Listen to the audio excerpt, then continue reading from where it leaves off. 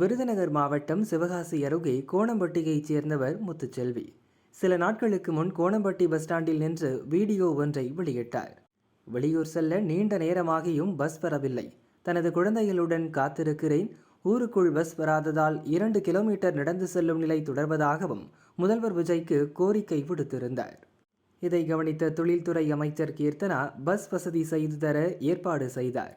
20 ஆண்டு கோரிக்கை நிறைவேற்றும் விதமாக இன்று சிவகாசி கோணம்பட்டிக்கு இடையே அரசு பஸ் சேவையை துவக்கி வைத்தார்.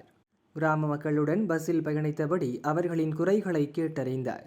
முதல் முறையாக தங்கள் கிராமத்துக்கு வந்த பஸ்ஸை மலர் தூவி தேங்காய் உடைத்து மக்கள் வரவேற்றனர்.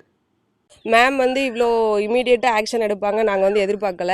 அதனால் ரொம்ப நன்றி சொல்லிக்கிறோம் மேம்க்கு. இது எங்களுக்கு ஒரு பெரிய நன்றியாக நாங்கள் எடுத்துக்கிறோம். ஏன்னா நாங்கள் ரோட்லேருந்து வீட்டிலேருந்து ரோடு வரைக்கும் நடந்து போய் தான் பஸ் ஏறினோம். இப்போ ஊருக்குள்ளே பஸ் வந்தது எங்களுக்கு இது ஒரு நாள் 2 நாள் கனவில்லை. இது 10 வருஷத்துக்கு மேலே ஊரில் பஸ் இல்லாதனால பஸ் வந்தது எங்களுக்கு ஒரு மிகப்பெரிய சந்தோஷமாக இருக்குது. அமைச்சர் கீர்த்தனா மேம் அவங்களுக்கு ரொம்ப ரொம்ப மிகப்பெரிய நன்றி. இந்த ஊர் மக்கள் சார்பாகவும் நாங்கள் மிகப்பெரிய நன்றியை நாங்கள் சொல்லிக்கிறோம். மினிஸ்டர் கீர்த்தனா மேம்கிட்ட நாங்கள் வச்ச கோரிக்கையை அவங்க அக்செப்ட் பண்ணிக்கிட்டு இன்றைக்கி பார்த்திங்கன்னா ஊருக்குள்ளே பஸ் வந்துச்சு.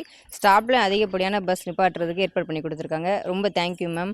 அதுவும் இல்லாமல் பார்த்திங்கன்னா இந்த ஸ்கூல் போகிற பிள்ளைங்க, காலேஜு, ஹாஸ்பிட்டல் போகிறவங்களுக்குலாம் எங்களுக்கு இந்த 1.5 கிலோமீட்டர் நடந்து போய் பஸ் ஏறி போகிறது கொஞ்சம் ரொம்ப சிரமமாகவே இருக்குது. அது இந்த பஸ்ஸு ஊருக்குள்ளே வர்றது எங்களுக்கு நல்லா யூஸ்ஃபுல்லாக இருக்கும்.